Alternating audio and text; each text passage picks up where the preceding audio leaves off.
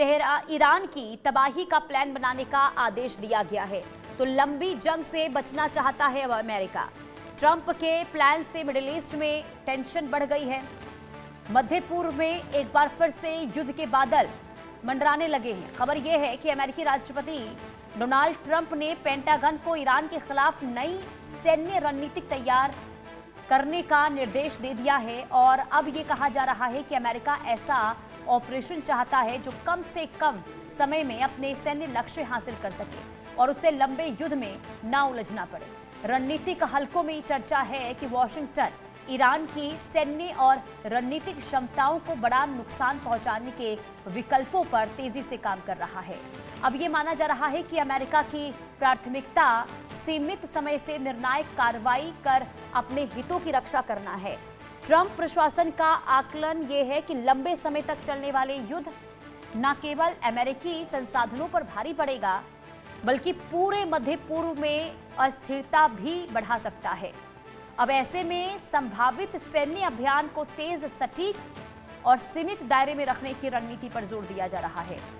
इधर ईरान की ओर से भी किसी और संभावित हमले का जवाब देने की चेतावनी पहले ही दी जा चुकी है और अगर हालात और बिगड़ते हैं तो इसका असर केवल अमेरिका और ईरान तक सीमित नहीं रहेगा बल्कि खाड़ी क्षेत्र, वैश्विक तेल बाजार, अंतर्राष्ट्रीय सुरक्षा पर भी पड़ सकता है। और अब पूरी दुनिया की निगाहें वॉशिंगटन पर और तेहरान पर टिकी हुई हैं कि तनाव बातचीत से कम होगा या फिर मध्य पूर्व एक नई सैन्य टकराव की ओर आगे बढ़ेगा।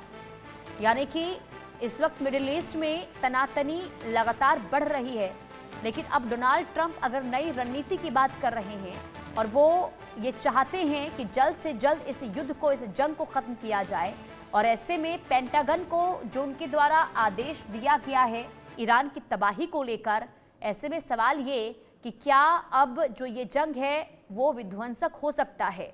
आगे आखिर अमेरिका का प्लान क्या है, अमेरिका की आखिर रणनीति क्या है। सवाल ये भी आखिर ईरान अब अमेरिका को जवाब देने के लिए क्या कदम आगे बढ़ा रहा है, क्योंकि सेना को रणनीतिक तैयारियां तेज करने के आदेश डोनाल्ड ट्रंप ने दिए हैं और इसे लेकर ईरान हाई अलर्ट पर है।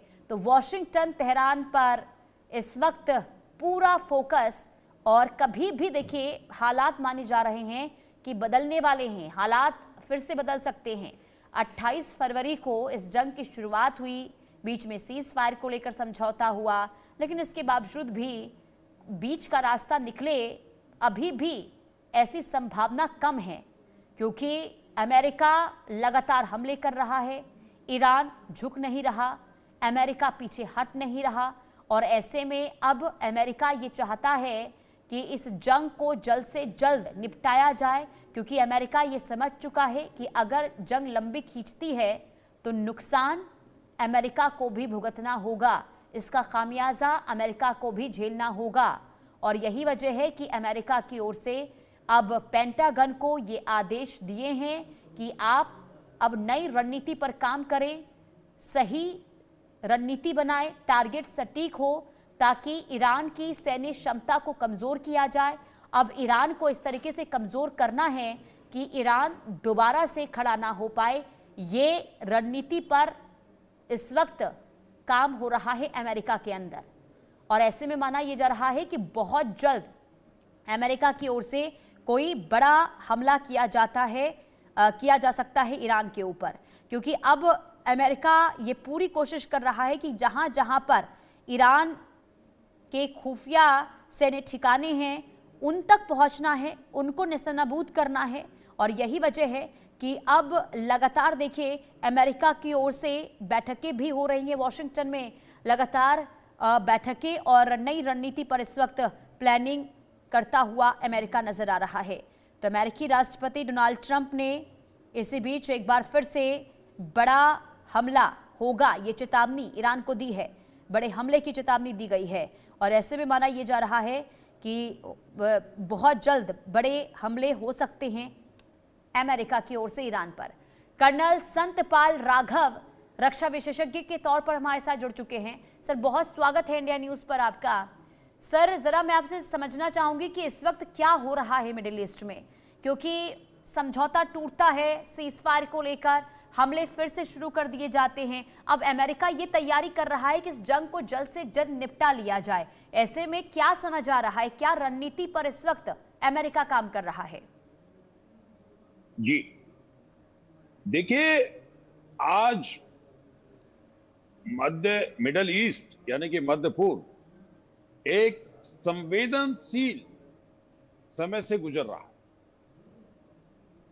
क्योंकि आज जो स्थिति है पिछले 4 महीने में जी, वो बहुत ही गंभीर है।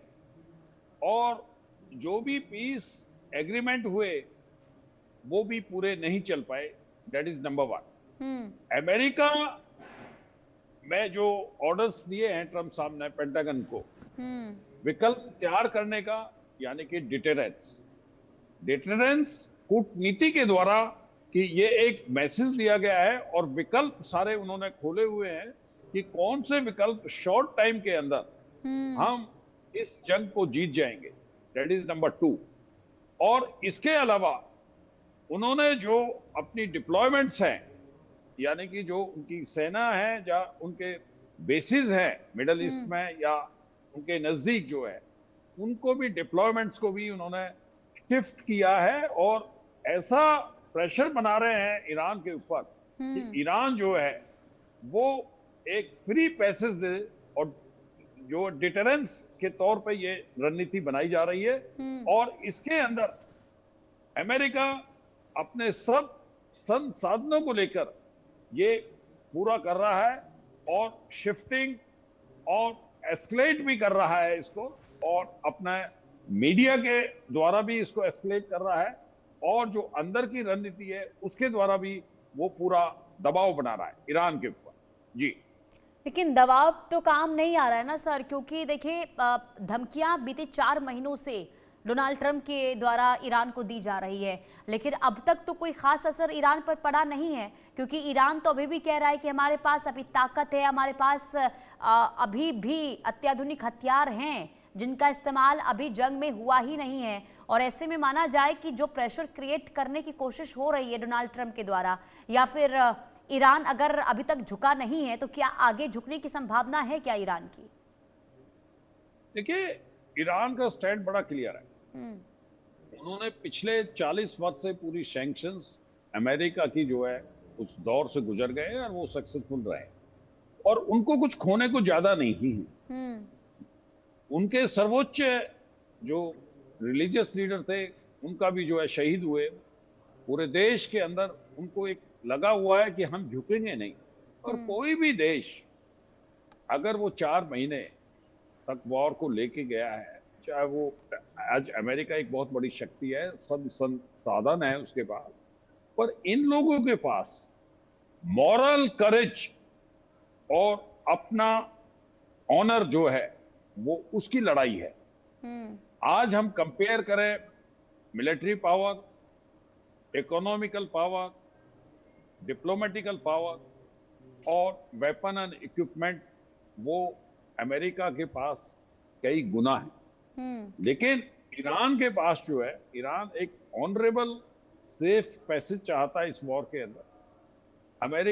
अमेरिका जो है वो सारे संसाधनों को डिप्लॉयमेंट करने के बावजूद भी वो 4 महीने में कोई विशेष प्रभाव ईरान पे नहीं डाल पाया है, जो उनके साइकोलॉजिकल नहीं डाल पाया। उसको एक ऑनरेबल सेफ पैसेज चाहिए वॉर से निकलने के लिए ईरान को, और एक कुछ शर्तें जो है उनकी मानी जाए, यही ईरान का एक सम्मानजनक है।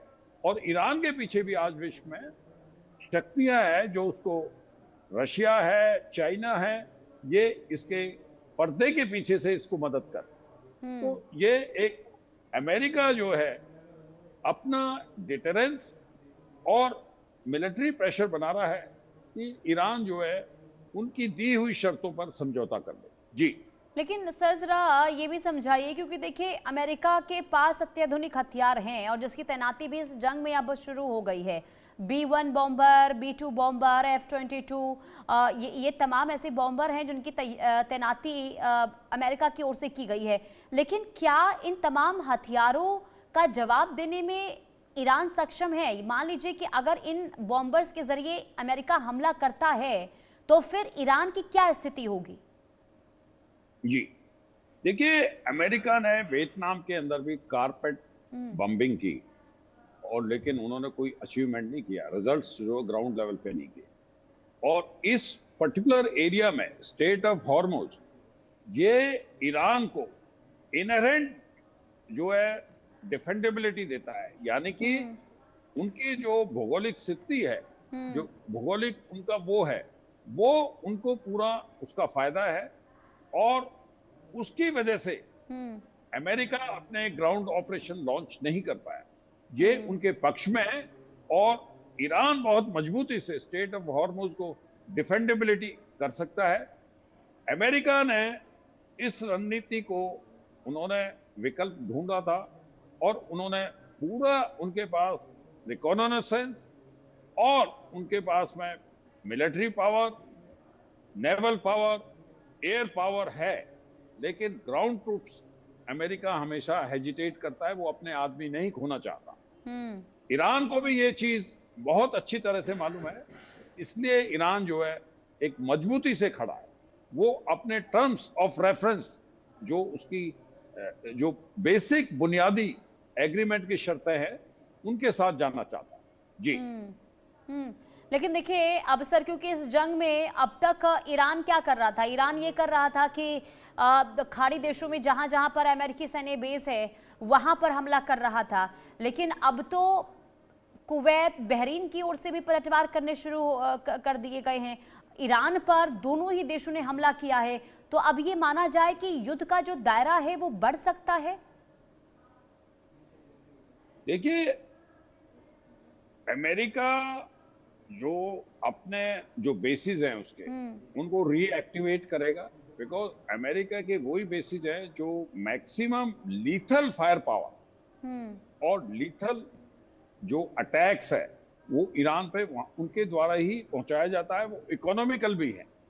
अगर वो अपनी नेवल रखता है, अपने वो बेसिस बनाता है, तो वो बड़े कॉस्टली और एक्सपेंसिव हैं। ऑलरेडी उसके बेसिस हैं वहां पे, वो वहां पे उनको रीएस्टेब्लिश करेगा और उनको रीऑर्गेनाइज करेगा, और वहां से ही लॉन्च करना है जो भी उनको करना है, बिकॉज वहां से उनको पूरी रणनीति मालूम है, उनको पूरा logistic line plus air, military और नेवल पावर, तीनों बेसिस को वो वहां से लॉन्च करेगा, जो बड़ा इफेक्टिव होगा और कॉस्ट भी उसकी कम आएगी।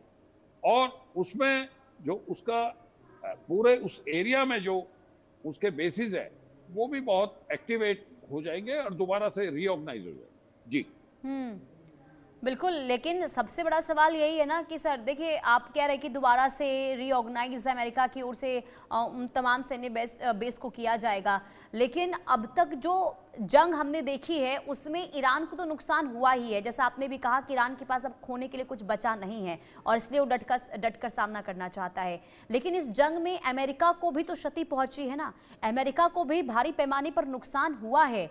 और क्या यही एक वजह मानी जाए कि डोनाल्ड ट्रंप ये चाहते हैं कि इस जंग को जितना जल्दी हो उसे खत्म करना होगा? आने वाले दिनों के लिए उनके लिए बहुत बड़ी चुनौती हो जाएगी अगर ये जंग लंबी खींचती है तो।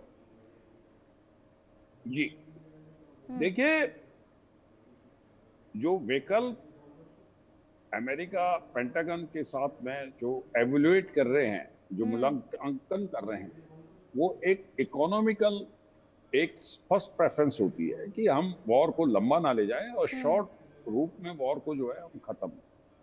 और वॉर बहुत एक्सपेंसिव होती है, इतना डिप्लॉयमेंट्स। और जो आप ईरान की स्ट्रेटेजी देखिए, उन्होंने low cost drone, low cost missile शुरू में किया, जिससे अमेरिका को उनको न्यूट्रलाइज करने के लिए बहुत एक्सपेंसिव सिस्टम को लगाना पड़ा जब वो न्यूट्रलाइज हुए।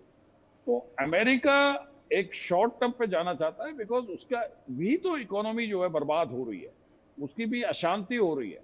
और ईरान जो है वो सिर्फ और सिर्फ वो अपने एक ऑनर के लिए खड़ा है, जो उसकी डिमांड है वो मनवाना चाहता है। और अमेरिका ने उसकी 75% जो डिमांड्स भी उनको जो पहले एग्रीमेंट्स थे उन्होंने माना है और एक लेवल पे आए। वो दूसरी बात है कि सीज फायर जो है वो कंटिन्यू नहीं हुआ और वो जो है बीच में ही टूट गया था। बिल्कुल। पर ईरान ने भी और अपनी इसलिए मजबूती तो सवाल उठ रहे हैं ना सर कि आगे क्या होगा, क्योंकि अगर बातचीत, सबसे बड़ा सवाल तो यही है कि ईरान और अमेरिका क्या बातचीत के लिए तैयार होंगे, अगर होते हैं तो क्या वाकई में कोई सहमति बन पाएगी या फिर जो हालात अभी बने हुए हैं वही स्थिति देखने को मिलेगी। बहुत शुक्रिया सर इंडिया न्यूज के साथ जुड़ने के लिए।